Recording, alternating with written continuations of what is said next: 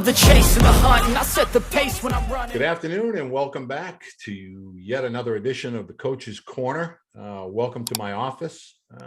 My name is Walter Beede, aka Baseball Lifer 11 on Twitter, and here on YouTube, Baseball Lifer.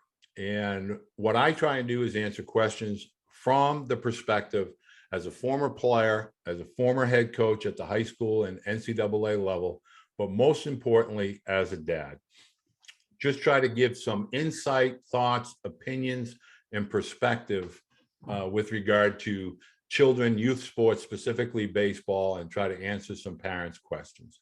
And if you like the content and if you like the channel, even though it's brand new, I ask you to do two things. First one, home run, boom, hit the subscribe button, and also like the video. But more importantly, if you have a question, something that you want me to answer in the future, just comment down below and I'll get to those questions, each and every one that comes in. So today I have a friend that I've known for a few years, been working over the course of social media with his son with regard to baseball. Matt is from Massachusetts, Sterling, Massachusetts. Welcome aboard, Matt. Thank you for joining me today. Walter, thank you for the time. It's greatly appreciated. Oh, thank you. I appreciate your time today. I know you had a busy weekend and it's Labor Day. So I want to be able to answer. I know you have boys that are different ages and different stages of their athletic careers, but what's a question that you might have as it pertains to whether it being an athlete as overall or a baseball player at the ages of 12 through 15? Yeah, great. Thank you. So I'll start with my oldest. He is 14. It'll be 15 next year.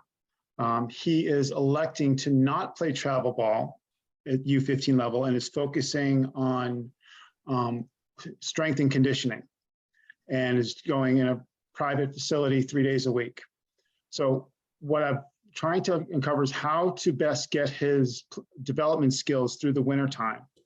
I've arranged for him to have some availability to batting cage, but what specifically things should I be working on with him, whether it be hitting and as a catcher, things as from a catching perspective, and how to use that time most effectively is a question I might have. Well, I really like the fact that your son has the wisdom and the foresight to kind of forego the travel ball at this particular stage in his young career and focusing, getting into that strength component, which is vital in today's world of college baseball. As a catcher, you know, obviously strength, lower half, core, grip strength, things like that is critical to becoming an active everyday player at that position. And so kudos to him for having the wherewithal to do that, make that decision. The next thing, as far as drills, the simplest everyday drill that he can do is try to catch as many bullpens or make himself available to catch bullpens, particularly of older players. Now, they don't have to be flamethrowers, but somebody that's going to allow him the opportunity to learn how to receive not only velocity, but more importantly, movement. A lot of drills that you can do here. You stand behind him, you get a wall and you throw the ball off the wall and you let him simply react and receive, react and receive. And he'll learn how to let that ball travel off the wall and receive, especially with catching, thumb under, you know, thumb around. You want to make sure that he learns how to do that with the bare hand and then with the mitt so that he's using the web of his glove. You know, that's typically another one. Another great drill to do that you can do with wiffle balls in your living room is rapid fire drills, where you can put a series of 5 to 10 wiffle balls in front of him and then just one at a time in rapid pace, boom, boom, boom, boom, boom, and get him to receive, drop, receive, drop. And that's going to teach him how to read and react, read and react. Those are simple drills. As far as hitting is concerned, you know, one of the things that I mention a lot is with a broomstick or a hit stick is to get your regular repetitions in as far as the sheer volume of swinging a broomstick and a wiffle ball inside, but also doing some tee work and some soft toss or front toss work. What you want to try to do in the off season is develop the eye-hand coordination. So hitting moving objects is always what I encourage younger athletes to do, whether it's soft toss, whether it's just sitting off to the side, whether it's the right side or the left side, letting the ball travel. Those are the types of drills that are going to pay dividends on top of his foundation of strength. Now, where you are, Matt, do you find that when he's doing his strength training, is he fully engaged in the nutrition component of that as well, or just the lifting component? So his school, he had to eat a home brought lunch every day. So I was packing in a lot of protein and trying to now kind of put on a higher calories. In the past fall, since October of last year, he gained 3 inches and 22 pounds. So he now stands 5'11", 190. So I'm backing off the calories and maintaining a higher level of protein for muscle development. But That's excellent. He went through that phase. So really to push him to try and get strength. And so and I would say he's probably been the same since probably the spring baseball season, but he's leaned down and probably put on a little muscle too. So he's weighing the same, but I think his composition's changed a little. Well, I love the fact that he is at that level now as a younger catcher at 190. It kind of shows that he probably is going to be in that 6'2" window, about 210, 215. And as a catcher, that's ideal. So the more reps that you can give him with regard to bullpens. Now, a lot of young athletes see that as drudgery, and they kind of shy away from that, especially the velocity standpoint. But the more opportunities he has to catch bullpens at some of these indoor facilities, one, he may earn some money because some coaches will give you, a few dollars per pitcher that you catch, but nothing can replace those live repetitions of actually receiving a moving baseball, whether it's through arm side run or curveball, breaking down and away and so forth. Those are probably, they can't be replaced. They can't be duplicated. So try to find a time of the week where he can get like maybe an hour's worth of receiving work on top of the drill work that I alluded to earlier. Yeah. Thank you. That's great. That's very helpful. You're welcome. Can I ask one question on the hitting side? Sure. Should I focus on high velocity through a pitching machine? It helps, but it's only a part of it. Now, I will tell you, I'm a big proponent of that with tennis balls. Now, I'm going to tell you why the tennis balls. First of all, the number one thing you want to teach a young hitter is to kind of be fearless. And so when you put a tennis ball in there and they learn how to properly get out of the way, meaning tuck and duck, as opposed to, freeze up and let it hit you off the side, make yourself as small as possible, give yourself as much flesh from your butt area down through the back of your leg. Now, does it feel good? No, but it gets them to understand how to get out of the way of a ball. The other thing is with the tennis ball, there tends to be a little movement behind that as well. And what's going to happen is when I have no fear and I know I'm turning that jugs or the pitching machine up to like say 90, 92, what I want to start to learn is ball strike, just contact. I'm not trying to drive a baseball for a home run or get lost in the metrics or the analytics of launch angle and lift and loft. What I'm trying to do is square up a baseball and make sure the direction of my hands is taking the direction of the barrel back through the 2/3 or the middle of the field. And so if we're hitting off of high velocity, a lot of boys start to think about being quick, and it leads to pull. And we start to pull off with our hip and our shoulder. But if we start to think about going back through the machine, going back through that middle portion of the field, it's important for young hitters to understand the biggest amount of real estate on a baseball field is essentially from left center to right center. I don't want to go from left field to the left field line or right field to the right field line. I want to use that middle portion of the real estate and get into those gaps. So when we're hitting off a velocity with high velocity machines, we tend to get lost in trying to be too quick, and we pull out and we pull the shoulder and we pull the hip. Just let them think about ball strike. Just let's start making consistent barrel ball strike on these balls coming off of the machine. And then we start to incorporate more advanced technique, meaning let's start looking at some sliders off of the machine, or where we could get the two-seam action from a right-hander with that run in on the hands and get the barrel and clear the hands. But initially at this stage, as a 14 or 15-year-older, our first priority is ball strike. Don't get lost in metrics and analytics and exit velocity and launch angles. If you're constantly able to put good swings on high velocity balls, and the other key component to this, Matt, is recognize that you can only take 5 to 7 swings. You're going to need a rest. Let them rest. Somebody else jumps in there, or just let them catch their breath.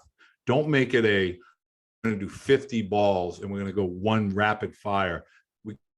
Bad habits. The barrel will dropping, the hands will start dropping. Make sure he gets enough time to every single rep off of that high velocity machine is well executed with regard to his hands, his lower half is engaged, and he feels strong with every single swing. And it seems like, would you recommend that too, even from the front for side toss? Just let him think through his mechanics? Absolutely. You know, a lot of, unfortunately, in today's lesson-driven world, we're under these 30-minute time parameters or 45-minute time parameters, and we're trying to squeeze so much into that 30 or 45 minutes, when in reality, like for instance, we had a small little basement, and I used to take taped up socks, or I take, you know, these, what they call Incrediballs, which are Nerf baseballs essentially. And what I would do is we would go downstairs, and with our broomsticks or our hit sticks, we would basically get our reps in down there. But also, if you're doing tee work or front or side toss, let them catch their breath. Don't try to make it as if we're trying to squeeze 50 reps into 30 minutes. Try to do it just like the college and the big leaguers do. They do it in rounds of 7. You know, they kind of get in there, they take 7 hacks, they get out. Next guy comes in. But what they're doing is they're allowing their bodies to recover. So every repetition that they take is consistent with what they want to be taking in a game. We get lost in trying to condense and kind of fit baseball into a window of 30 and 45-minute increments. But in reality, in a game, you know, we get those 3 or 4 at bats. We want them to matter. So our swings in practice have to matter. And that is kind of what gets lost with regard to travel ball, trying to squeeze everybody in, get everybody equal reps. And sometimes that can take away from the focus of being skill set developing, as opposed to just playing a game and seeing what happens. Right. Thank you. If I could pivot to my younger son, if I could. Absolutely. He is 11. He'll be 12 next month. So for the first thing, as we all know, all of our children have different personalities and different interests and different just personalities, if you will. Where my oldest is very much a worker, enjoys working on the game individually as much as playing. Where my youngest, his athleticism is quite high, but he loves practicing in a team environment, not individual environment. And I've kind of pushed back on pushing that on him from the individual practice time. And he'll enjoy it with his older brother, but he just doesn't necessarily want that individual practice time. At what point, or how do, maybe any advice you have from your experience, allowing him the opportunity to come to me, or letting him recognize that he needs to put in some additional time if he wants to advance to certain levels that he says he does, but yet he only wants to do it in the team environment? It's, from my own experience, that's not necessarily, one doesn't kind of align with the other. Well, I'll tell you, that's a competitive, I can tell you where that comes from. So your youngest one wants to feel challenged, and he wants to feel validated by not only the team around him, but he probably knows I'm a pretty good athlete. I can do things that I want to do when I want to do them. So therefore, his desire to do that as an individual is not as high as maybe your oldest son. So recognize 2 things. First of all, he's young, so you really don't have to worry about specializing or getting that extra work. But one of the things that you can do that I've done, and I get another young guy involved, and I started out with maybe once a week, and it creates this competitive environment where your youngest son starts to try to one up the other guy, or let me show you how to do it. And so sometimes in that environment where you're trying to get, whether it's hitting or throwing, receiving, what have you, if there's another peer, even an older peer, it doesn't have to be your oldest son, but maybe somebody that might be a year older, that brings out that athlete and that challenge kind of competitive environment in your youngest son, you'll see that that'll begin to be his area of where he gets his work in.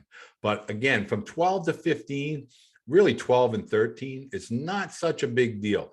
At 14 and 15, especially if he has a passion for athletics as a whole, not specifically just baseball, that's when they'll start to get that maturation. You know, they get into that middle school, they see some of the older boys being able to do some things, and they start to want to challenge themselves a little bit. I wouldn't worry about it now, but if you wanted to try and add a wrinkle to his routine, get a classmate, get a teammate, and maybe pick a day on the weekend where you say, hey, we're going to go to the park, or we're going to go do a lesson. We're going to go inside a facility, and, you know, we're going to see who can hit the most doubles at the back of the wall, or the back of the cage, or who can field the most ground balls in a row, or catch the most pop-ups in a row. When you put it in a competitive environment instead of a practice routine, those types of younger boys tend to rise up and kind of, you know, they get more enjoyment out of it that way. Fantastic. Thank you. One question I have for you, because Sure. Next year he'll be U12, but this time next year he'll be technically U13. And so this is regards to the step up. So this fall, I don't have him playing fall ball because I think we're too game heavy and too practice light. I have him in some skills instruction. But next fall, should I focus on fall ball and getting him up to the bigger diamond earlier in the fall than just in the spring? What do you recommend there, kind of that step up timeline, if you will? Huge fan of getting and integrating the 12-year-olds onto that bigger diamond. The negative is from a pitching perspective, going from 45 or 50 feet all the way back to 60. In some states, Maryland, California, even Louisiana a little bit, they have a 54-foot mound at 13. But with regard to the big diamond, I'm a huge fan of next fall for your youngest son to try and play on the big diamond, get an understanding and a feel for the distance with the base paths and the ball coming off the bat, and understanding the dimensions when they look out onto the field. It's not that 200-foot fence or 225-foot fence looking at them. It's 350, it's 400. And so it gets intimidating if they wait till the spring. But if they go through it in the fall, it kind of eliminates a lot of that misconception, or they're not as in fear or in awe of that big diamond if they've played in it with the fall. One of the best things you can do in the fall next year is to have him play against 14 and 15-year-olders. Now, a lot of people push back on this. I get it all the time. But I will tell you, playing against other 13-year-olders is going to be boring. They don't throw a lot of strikes. It's not a competitive, like if you're in the field, not a lot of balls getting put in play. But when they're playing against the 14 and 15-year-olders, particularly in the fall, at that first kind of learning curve from 12 to 13, they see a lot more action. They see how the older boys move. They see how they compete. And it kind of gets that adrenaline flowing. And so they get more aggressive with regard to working out during the winter, because they see what the big boys do on that field at 14 and 15. So therefore, they start to put themselves in that kind of mindset, in that kind of environment, and they begin to prepare accordingly. So I cannot be a more bigger advocate of that fall 12, 13-year-old kind of year where they're making that transition. It's the last big frontier of the field changes. That the field doesn't change, they change. Obviously, they get bigger, stronger, but absolutely 1000% let him play on that big diamond next year. But try to get it in an older environment as best as you can within that area of Central Mass, and see if you can surround him with student athletes that are passionate about the sport, good, have some talent, and have some desire to play at the higher levels. Walter, thank you. It's been really informative, and I really do appreciate your time. You're very, very welcome, Matt. Thank you for joining us today. I want to remind everyone, I answer every question, every comment that you have. I personally will answer your comments. If you have a question that you want to submit, put it in the comment section, or you can reach me over at Twitter, baseballlifer11. Send me a comment, a direct message there. Follow me there. Again, wait until next time when we're in the Coach's Corner. Make sure you hit the subscribe button. Talk to you next time. Thank you, Matt.